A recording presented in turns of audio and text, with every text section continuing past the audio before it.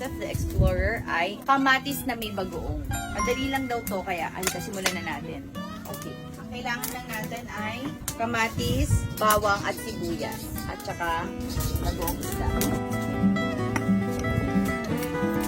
Itong bagoong isda na to ay ginawa to ni Joseph mismo. Siya mismo nag-ferment. Paano yung ferment? Ang tanong yun. So, paano ano daw? Ang ginawa mo, nilagyan mo. Lagyan ng asin, tapos yung mga herbs, spices. Tapos nagtutubig lang siya ng kuka. Oo, yun sa asin. May nilaga din tayong saging. Tapos,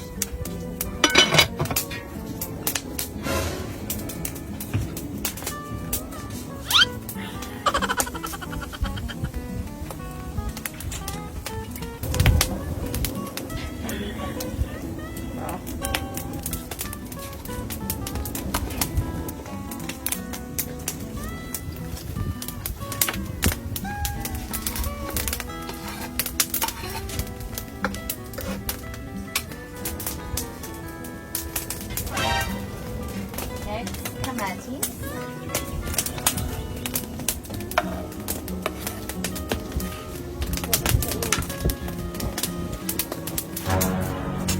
Na?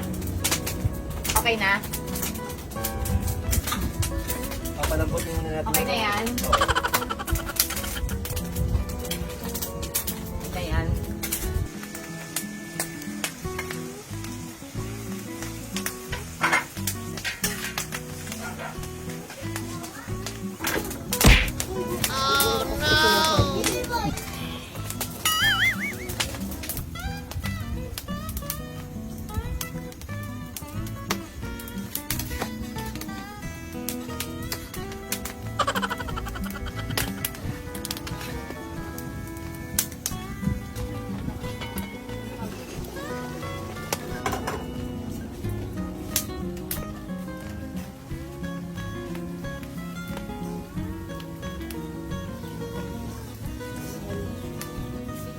Comes with the price.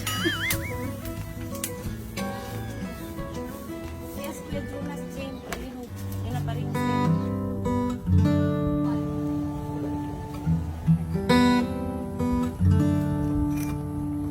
Merienda time dito sa probinsya.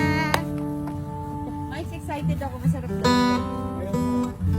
So ngayon ang kakainin natin ay Bagong isda na may kamatis. bagoong isda. O, di ba ngayon ako nakakita ng saging na lalagyan ng bagoong. Nakuha mo talagang mahilig ako sa saging.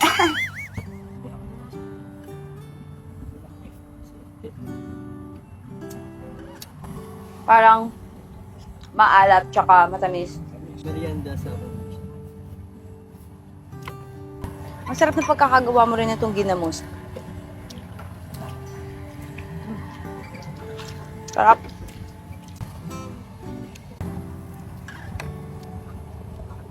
Pagkaon ng tiki mo, parang how weird, pero hanapin mo. may hinahanap. Thank you so much, Joseph.